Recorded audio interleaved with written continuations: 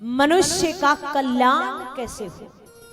खुद के लिए नहीं पूछा कि 7 दिन के अंदर 7वें दिन मेरी मृत्यु होने वाली, मुझे क्या करना चाहिए, क्या उपाय करना चाहिए, लेकिन उन्होंने कहा कि 7 दिन के अंदर मनुष्य का कल्याण कैसे होगा। जैसे कहा कि 7 दिन के अंदर मनुष्य का कल्याण कैसे होगा। श्री सुखदेव मुनि महाराज कहते हैं, अच्छा आप जग कल्याण की सोच रहे हैं, आप जग का कल्याण चाहते, स्वयं का कल्याण नहीं चाहते। आप जग का कल्याण चाहते हैं। श्री सुखदेव मुनि महाराज कहते हैं कि देखिए परीक्षित, सतयुग में व्यक्ति की उम्र थी लाख वर्ष। कितनी? जोर से बोलो। भोजन नहीं कराए क्या? माताओं, बोलने के लिए मना थोड़ी किया है, नहीं किया ना। तो सतयुग में व्यक्ति की उम्र कितनी थी? लाख वर्ष। और त्रेता में 10,000 हो गई। इससे पहले कोई मरता ही नहीं था, इससे पहले कोई मरता ही नहीं था। त्रेता के बाद द्वापर आया, 1 शून्य और घट गया, और फिर कलयुग आया तो 1 शून्य और घट गया। उम्र कितनी रह गई? मनुष्य की उम्र कितनी है? अरे तुम सही बोल रहे हो, जोर से बोलिए। 100 वर्ष। 100 वर्ष रह गई है। और वैसे कुछ पता नहीं, आजकल तो 3 वर्ष की उम्र में चश्मा लग जाता है, 16 वर्ष की उम्र में बाल सफेद हो जाते हैं, 30 वर्ष की उम्र में मधुमेह का मरीज हो जाता है, और 35 वर्ष की उम्र में हार्ट पेशेंट हो जाते हैं। क्या करना चाहिए? श्वास श्वास पर कृष्ण भजी, और वृथा श्वास जनी ने खोए, ना जाने या श्वास की आवन होए ना हो। एक श्वास निकलने वाली ये भी व्यर्थ नहीं जानी चाहिए। प्रयास करना चाहिए कि हर निकलने वाली श्वास के पीछे हमारे भगवान का नाम हो, हमारे कन्हैया का नाम हो। एक श्वास भी हमारी व्यर्थ नहीं जानी चाहिए। लेकिन महाराज यहां तो उल्टा ही हो रहा है। क्या भगवान का सुमिरन किसको याद आता है? यहाँ पे तो जब 2 माताएं इकट्ठी हो जाती है, चुगलियां शुरू हो जाती है। ए बहन पूछ मत, मेरी बहू तो ऐसी आई है, ऐसी आई है, पूछ मत। 10 बजे उठती है, चाय भी मैं ही बनाकर पिलाती हूँ। दूसरी कहती है, तेरे वाले ऐसी, मेरे वाले की तो पूछ मत, खाना भी समय पे नहीं देती है, और मुंह इतना फुलाए रखती है पूरे दिन। कोई भी 2 माताएं एक जगह होकर ये नहीं बोलती कि कल अपन वहां मिलेंगे, सत्संग करेंगे, संकीर्तन करेंगे, अपन भगवान का नाम जप करेंगे। कोई भी आपस में ये चर्चाएं नहीं करती है। यहाँ पे सत्संग भवन है क्या? है? कितनी माताएं जाती है सत्संग करने? बस 5-6 जाती। बाकी आप कहां जाती हो? खेत में काम करने। खेत में काम करना भी बुरी बात नहीं है, लेकिन खेत में काम करते करते भी हर श्वास के पीछे हमारे कन्हैया का मन ही मन में सुमिरन होना चाहिए। उस श्वास में भी प्रयास कीजिए कि भगवान का नाम निकले। घर में तुम अगर काम कर रही हो तो भी काम करते करते भगवान का नाम आपके मुख से निकले, झाड़ू निकाल रही हो तो भी भगवान का नाम आपके मुख से निकले, और भोजन बना रही हो तो भी भगवान का नाम आपके मुख से निकले। अगर भोजन बनाते समय भगवान का सुमिरन करोगी तो राम नाम का रस उस भोजन में घुल जाएगा और उस भोजन में आनंद ही अलग आएगा। फिर वो भोजन नहीं रहेगा, फिर वो प्रसाद बन जाएगा।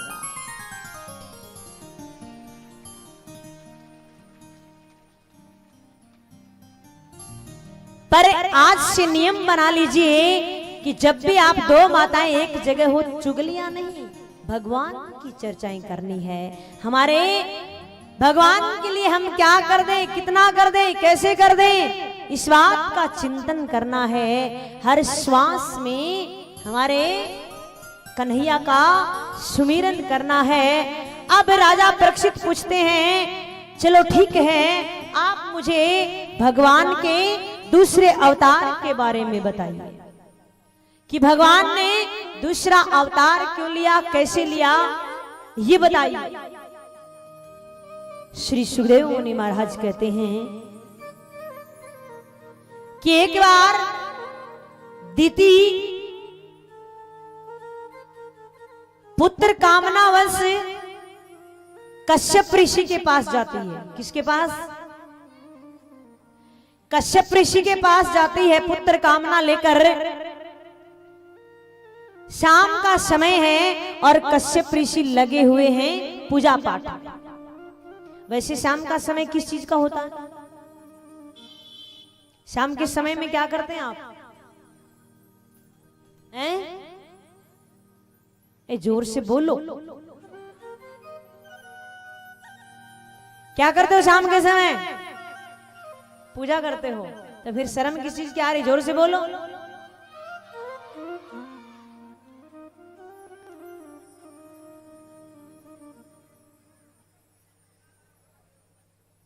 शाम का समय पूजा का होता है, सभी हम पूजा करते हैं। दूसरी बात, शाम के समय पूजा क्यों होती है? इसलिए होती है कि शाम के समय हमारे कन्हैया गैया चराकर घर आते थे और उसके आगमन में सभी पूजा करते थे। और इसको एक और भी बोला जाता है, क्या? गोधूली बेला। इसलिए कि जो कन्हैया गैया चराकर घर आते थे तो गौ माताओं के पैरों से जो धूल उड़ती थी, तो वो उस समय धूल उड़ती, वो वातावरण थोड़ा धुंधला हो जाता था, तो उसको क्या बोलते थे? गोधूली बेला।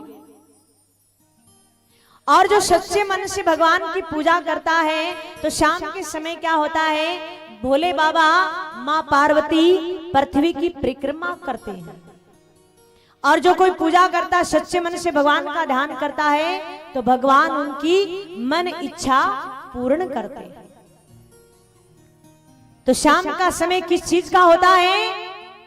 पूजा का होता है। दीति पहुंच जाती है पुत्र की कामना लेकर। अब कश्यप ऋषि कहते हैं कि देवी, ये समय उचित नहीं है इस कार्य के लिए। हर चीज का समय बनाया है, किस समय में क्या किया जाए, किस समय क्या करना चाहिए, हर चीज का समय बनाया है।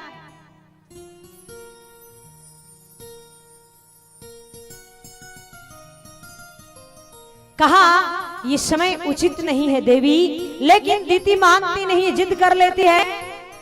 कश्यप ऋषि उनकी इच्छा पूर्ण कर कर वापिस स्नान कर कर आ जाते हैं और पूजा में बैठ जाते हैं। अब दीति मन में विचार करती हैं कि ये तो नाराज हो गए। आती है और कहती है, देखिए महाराज, आप नाराज क्यों हो रहे हैं? मैंने तो अच्छे के लिए किया है, आपके भले के लिए किया है। आपके संतान होगी और आपका वंश बढ़ेगा, मैंने तो अच्छे के लिए किया है। कश्यप ऋषि कहते हैं, देवी, गलत समय में किया हुआ कार्य गलत परिणाम देता है।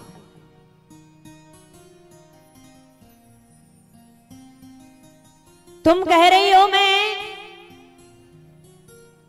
आपके वंश बढ़ाने के लिए किया है, मानता हूं तेरे संतान होगी और तेरे संतान एक नहीं दो होगी, और वो दो कैसी होगी, उन दोनों का नाम बड़े बड़े दैत्यों में लिया जाएगा।